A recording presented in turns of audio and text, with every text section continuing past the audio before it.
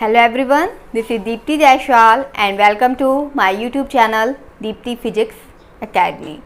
So today we are going to discuss class 12th physics and chapter name are alternating current. And today's topic is alternating current containing only a condenser. In previous lecture we have discussed only alternating current containing only a ohmic resistance. Okay. So today's topic is only a condenser. Okay. So here see the condenser and alternating EMF, that is V is equal to V naught sin omega t. It applied on the plates of the condenser. Okay, condenser है. So this is C and यहाँ पे हमने एक alternative circuit apply किया जिसका voltage V is equal to V naught sine omega T है and इस plates के दोनों एंड्स पे हमने एक सर्किट को कनेक्ट कर दिया है. ओके, अब इसके लास्ट लेक्चर में हमने डिस्कस किया था impedance, reactance and resistance. Okay, तो ये आज हम इस टॉपिक में इस वीडियो में डिस्कस करेंगे इसके बारे में भी क्या है, और अगर ये ना पता हो तो आप प्रीवियस लेक्चर देख सकते हो और ये क्लियर कर सकते हैं जिससे आज का वीडियो क्लियर हो जाए. ओके, तो ये हो गया हमारा कंडेंसर एंड इसको हमने V साइन ओमेगा टी से कनेक्ट कर दिया है. So now N alternating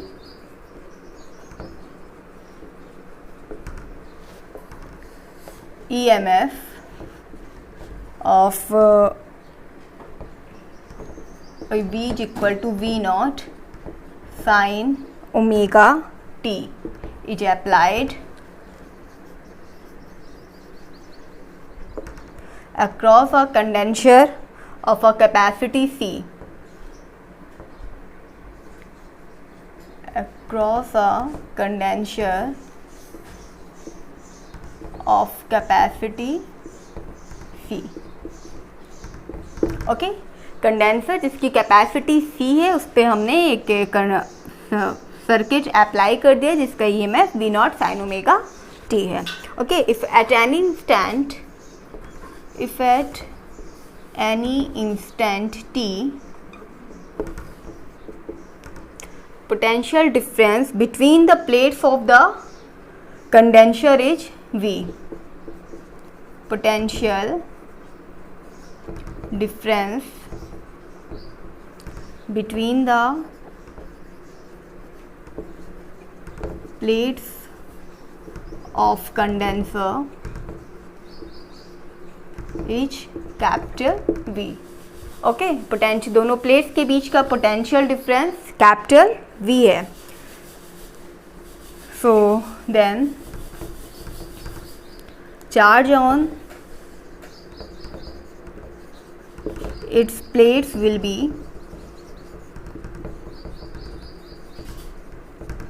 we have already known that about a charge of condenser. Charge is represented by capital Q and Q is equal to CV. So charge on its plates will be capital Q is equal to CV. Okay, where Q is a charge, C is a capacity of condenser, V is a potential difference between the plates of the condenser. Okay, so now we find the current. So current in circuit. So current is represented by capital I and we have already known that current is equal to the I is equal to rate of change of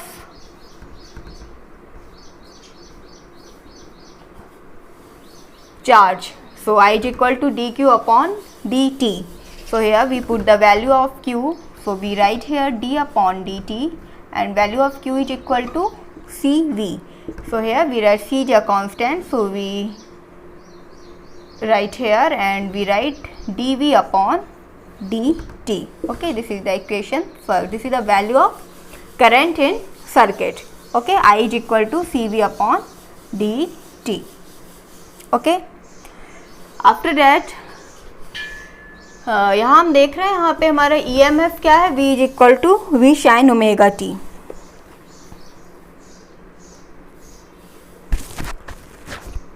So here now we put the value of potential difference in equation first.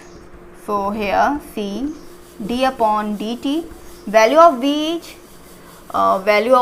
is equal to v0 sin omega t. So we put here v naught sin omega t. Okay, so here see v naught is a constant, so we write here v naught, and here we write d upon dt sin omega t. Okay, now we differentiate sin omega t respect to the t. So here c v naught, sin को हम differentiate करेंगे, so formula is sine convert होता है cos में, so we write here cos omega t, and after differentiate omega t. Okay, फिर ये sign omega T convert हो गया कॉस ओमेगा टी में. इसके बाद हम फिर से डिफ्रेंशिएट करेंगे, again differentiate omega t, then we got omega. So I is equal to C V naught omega cos omega t. Okay, so this is the current in only a condenser, alternating current current containing only a condenser. So here we write, and this is the, we see here, this is the maximum value of the current, and we have already known that the maximum value of current is known that the peak value of the current, and peak value is represented by I naught. So we write here I naught and cos omega t. So this is the value of the current. Okay, so यहाँ हमने current find कर लिया, and इसमें अब हम next value find करते हैं peak value of current. So here peak value is I naught, and we have already known that. See here I naught is equal to the C V naught omega. So this is the peak value of current. Okay, ये हो गया हमारा clear. अब इसके बाद हमें ये देखना है हमारा ग्राफ कैसा आएगा. यहाँ पे हमारा करंट एंड वोल्टेज में लैगिंग कौन कर रहा है, लीडिंग कौन कर रहा है, मीन्स आगे कौन चल रहा, पीछे कौन चल रहा. ओके, तो इसे हम समझेंगे, ये इसका कंसेप्ट क्या है.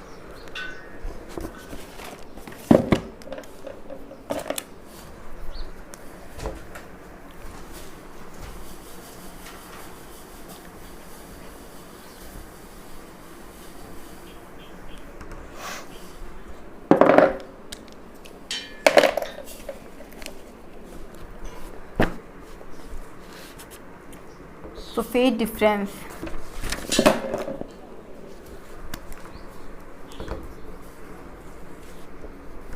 phase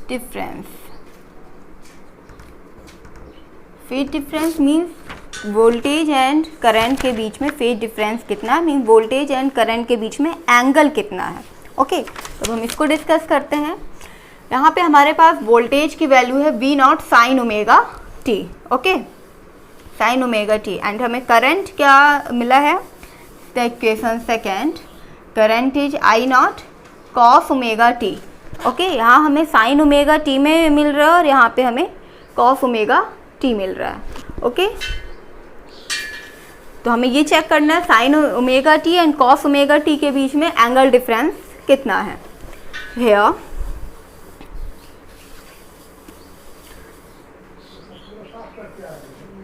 it is clear that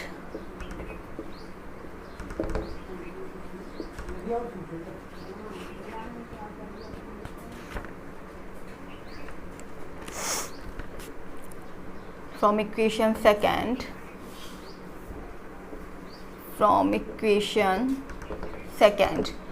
इसमें हम इस कॉस की वैल्यू को हमें कॉस में आई मिली है और हमें यहाँ पे वोल्टेज किस में है, साइन में। तो हम सबसे पहले इस कॉस को साइन में कन्वर्ट करेंगे जिससे हम दोनों के वोल्टेज को, दोनों के बीच में एंगल डिफरेंस को समझ पाएँ।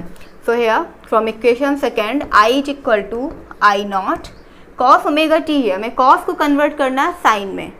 तो कॉस को हम साइन में कन्वर्ट करने के लिए क्या कंसेप्ट होगा, या तो 90 प्लस थीटा होगा या 90 माइनस थीटा। तो हम यहाँ पे कॉस ओमेगा टी को हमें कन्वर्ट करना है साइन में, देन इसके लिए हम क्या यूज करेंगे, sine 90 plus theta. 90 plus theta means theta क्या है यहाँ पे, omega t, and 90 means pi by 2।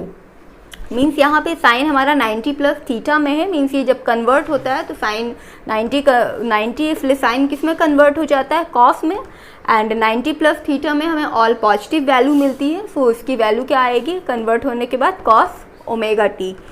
सो ये हमारी वैल्यू भी अफेक्टेड नहीं होगी। एंड अगर हम यहाँ पे 90 माइनस थीटा यूज करते हैं देन हमारी वैल्यू चेंज हो जाएगी, क्योंकि 90 माइनस थीटा में साइन की वैल्यू नेगेटिव हो जाती है और हमारा यहाँ कॉस की वैल्यू पॉजिटिव में गिवन है। Okay, so here we use 90 plus theta.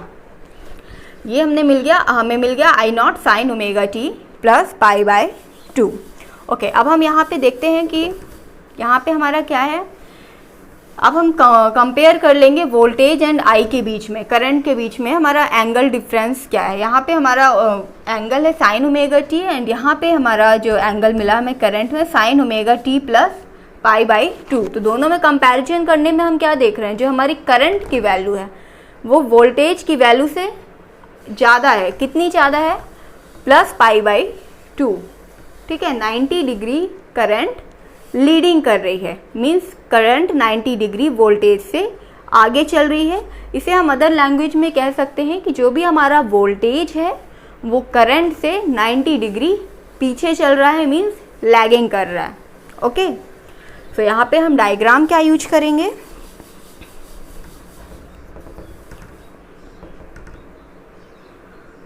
Phase diagram.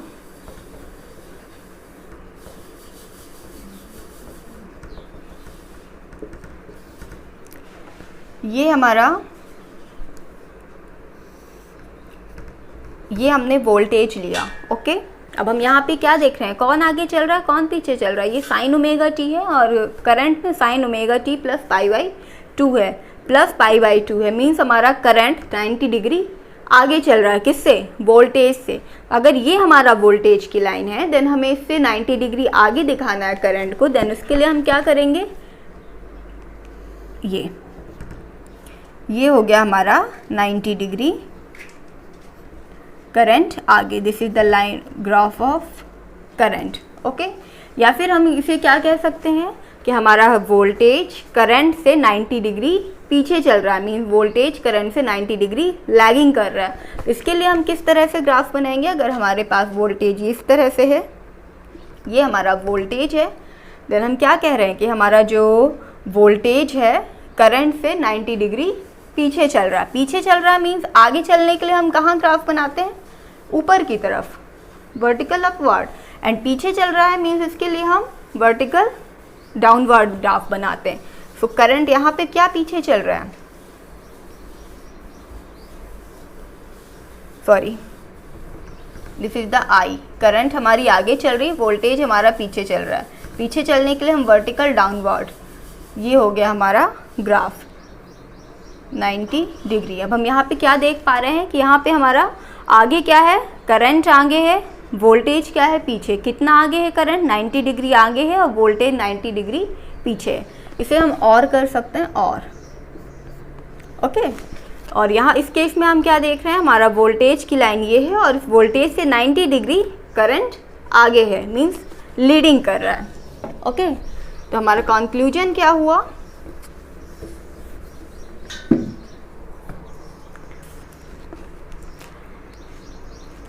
the potential difference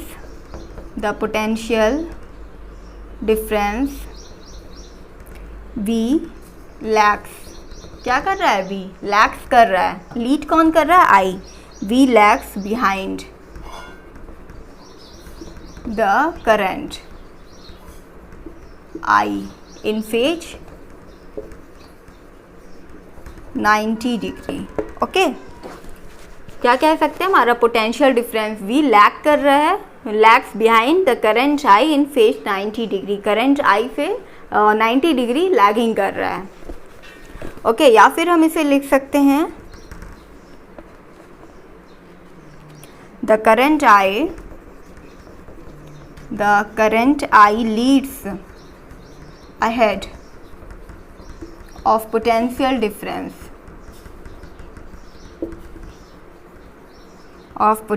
difference V in phase 90 degree.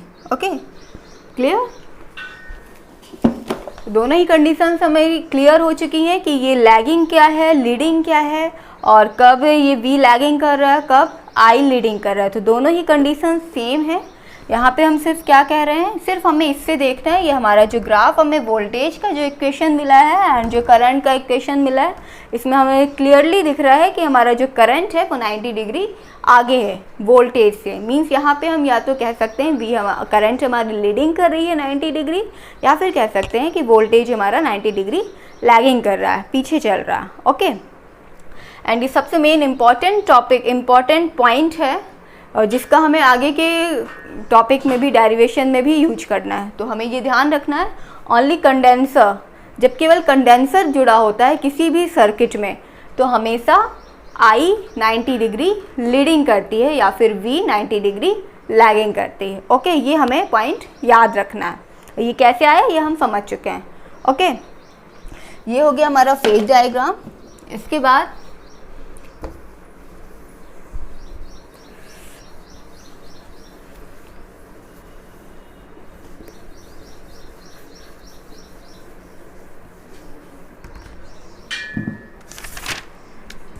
बाद लास्ट वीडियो में हमने डिस्कस किया था impedance, resistance and reactance. Okay, इसमें रेजिस्टेंस में हमने बताया था कि ओनली ओमिक रेजिस्टेंस होता है, देन हम उसके रेजिस्टेंस को रेजिस्टेंस बोलते हैं, एंड रिएक्टेंस पढ़ा था एंड इम्पीडेंस पढ़ा था।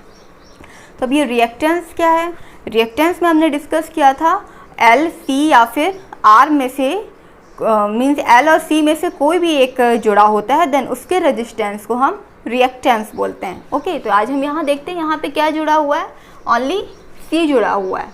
ओके, अच्छा, ये इम्पीडेंस, रिएक्टेंस एंड रेजिस्टेंस में डिफरेंस पता करने के लिए आप लास्ट वीडियो देख सकते हैं, उसमें क्लियर हो जाएगा, हमने एक्सप्लेन कर चुके हैं। सो यहाँ पे ओनली कंडेंसर जुड़ा हुआ है, तो ओनली कंडेंसर के केस में हम क्या, रेजिस्टेंस को क्या बोलते हैं, reactance, and reactance is represented by capital X। So reactance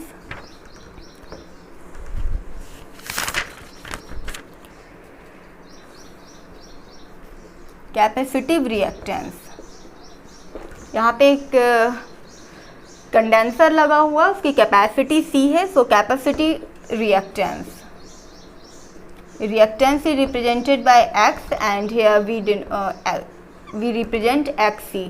यहाँ पे कंडेंसर C कैपेसिटी का कंडेंसर लगा हुआ है, तो यहाँ पे हम XC यूज करेंगे।